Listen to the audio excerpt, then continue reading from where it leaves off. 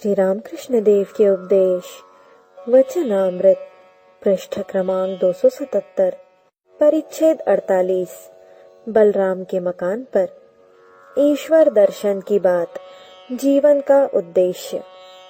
एक दिन 18 अगस्त 1883 ईस्वी सन शनिवार को तीसरे पहर श्री रामकृष्ण बलराम के घर आए हैं। आप अवतार तत्व समझा रहे हैं।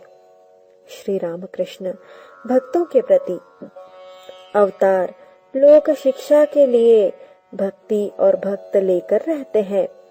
मानो छत पर चढ़कर सीढ़ी से आते जाते रहना। जब तक ज्ञान नहीं होता, जब तक सभी वासनाएं नष्ट नहीं होती, तब तक दूसरे लोग छत पर चढ़ने के लिए भक्ति पथ पर रहेंगे। सब वासनाएं मिट जाने पर ही छत पर पहुंचा जाता है। दुकानदार का हिसाब जब तक नहीं मिलता, तब तक वह नहीं सोता। खाते का हिसाब ठीक करके ही सोता है। मास्टर के प्रति मनुष्य यदि डुबकी लगाए तो अवश्य सफल होगा। डुबकी लगाने पर सफलता निश्चित है।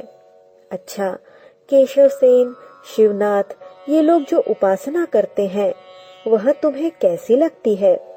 मास्टर जी, जैसा आप कहते हैं, वे बगीचे का ही वर्णन करते हैं, परंतु बगीचे के मालिक के दर्शन करने की बात बहुत कम कहते हैं। प्रायः बगीचे के वर्णन से ही प्रारंभ और उसी में समाप्ति हो जाती है।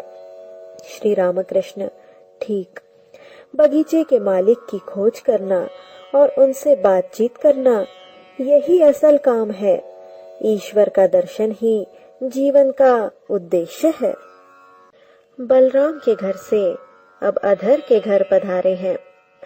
सायंकाल के बाद अधर के बैठक घर में नाम संकीर्तन और नृत्य कर रहे हैं। कीर्तनकार वैष्णव चरण गाना गा रहे हैं। अधर, मास्टर, राखाल आदि उपस्थित हैं।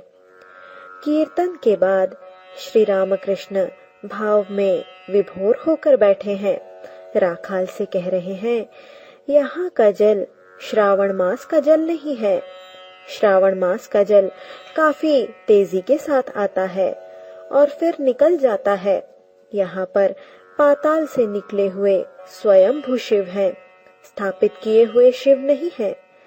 तू क्रोध में दक्षिणेश्वर से चला आया।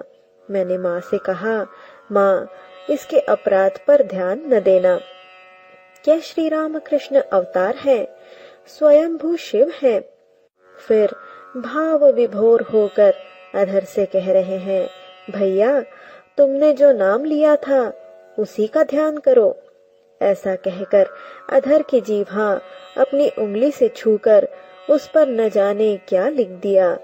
क्या यही अधर की दीक्षा हुई?